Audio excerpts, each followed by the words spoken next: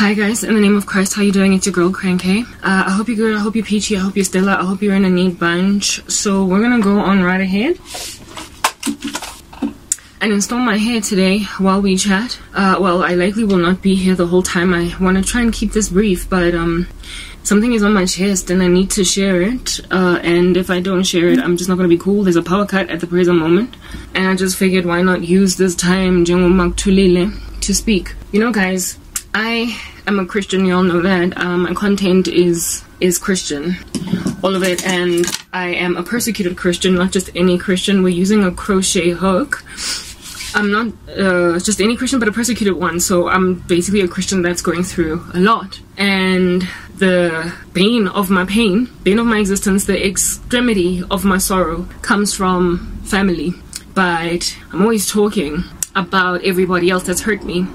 Like, I have been hurt by, there is a bias that dwells inside us naturally for family members, even when they hurt us. Like, it's almost as if though you just want to give them a chance. You want to keep giving people a shot, you know, despite what they have done to you. Guys, please forgive my underarm hairs. Me, I don't have time to be shaving underarm hairs, clipping toenails and whatnot. So if you just so happen upon them, don't be dissing a sister. I'm going through too much to focus on such trivialities. Anyway, whatever.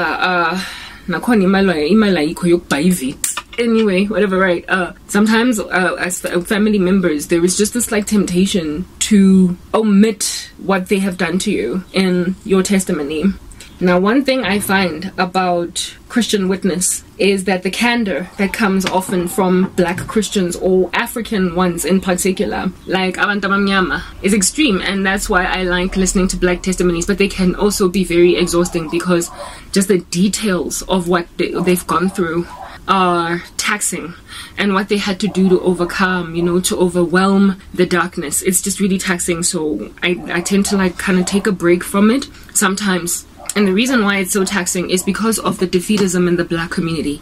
And that defeatism leads black people into a dark, ominous place.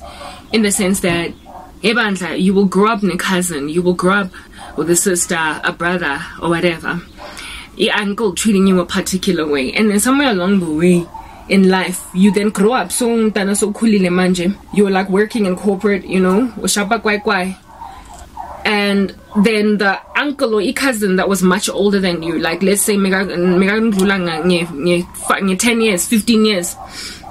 Please excuse the noise of the dogs outside. I can't stand when they start barking because they mess with my software that takes out my pauses. Anyway, whatever.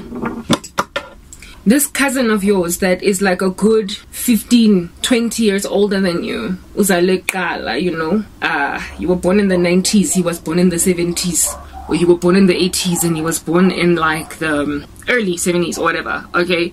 All of a sudden, because of when you were growing up, you were just a child, you know, toys, and he was a teenage boy. He never ever imagined that you would become, like, you know, a very responsible, heavily successful young professional. With those dusty knees when you were busy playing in Chicago. And now that you're cracking a whip in corporate, they suddenly just develop an animosity, and never mind just the older cousin, but umzali or uncle, like, you know, older people in the family that again saw you growing up. And let's say you were one of those super naughty kids that no one could just like, oh goodness, one pora John, Jomo, udlana le mamina, Peter, Petros, Poncho, like you were that kid to the uncle. And then you literally become upingi or uponso. Yo, so le mohoto jano. You've grown into your body. You're not only really beautiful, but you're also clean. Like you literally clean up well. You know, ponso dan clean up well. And you also are like good, successful eskolweni. You pass and you get into this like graduate program because you know you did well eskolweni. And now like dirty Pinky or Pinky Wamamina is like Pinky the young professional, and Pinky is speaking corporate twat speak, you know. Pinky is a responsible woman. Pinky's walking up and down ka laptop, letting a puli bag. She's not like I try Elias but they give pully bag, Louis Vuitton, because she can afford to. Pinky is a project manager now. Pinky is a business analyst now. Pinky is a product specialist or product manager now. Pinky is on a trajectory. Pinky is in her early 20s going maybe into her mid. Pinky is a young professional. And Pinky is earning a salary, you know, Oponso, did I say Bonso, is earning a salary that this uncle just can't fathom how Pinky got there so fast. Like, Uncle Lukule in the days of apartheid, detailer and, you know, tapering out, so opportunities for black people were hard to come by. And Uncle Ukale very, very much at the bottom. Like, he was a carpenter, or he was like a favor was pulled in for him to work like some hard knock admin job in a corporate. Somebody called in a favor and Uncle ended up with Justin Matrick hanging out in corporate South Africa, usebetsa go wherever, right? And it took Uncle literally like 10 years to get to salary that Pinky managed to, oh goodness, what is going on here? Ish, whatever, just leave it. To get to the salary that Pinky slayed within the first 2 years of corporate. Uncle, in order for him to get promoted to manager, remember guys, I told you please ignore my underarm his. Manager, Uncle got to be promoted to like the manager of that department that he started working in 15 years ago. After 15 years. And here is this Pinky chickie who went to university. She's now a graduate. She worked for just like 4 or 5 years. And she's now like heading the department or about to head the department. She's interviewing for such jobs as these. And next thing, there was just this like hostility, this misunderstanding in the uncle as to mara ki pontsho or Pinky wa mamina ki Petrosi wa mangwele a go ba eshi ona bora ona dula a jewa ke di rwemiri cause na sa rato tlhapa. And now he is like a manager. How did that happen, you know?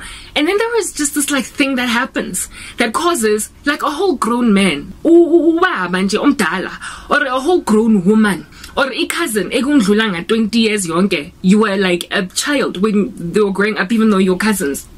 You know what I mean? And this cousin then next thing, since like warden at a prison or whatever, then decides to go to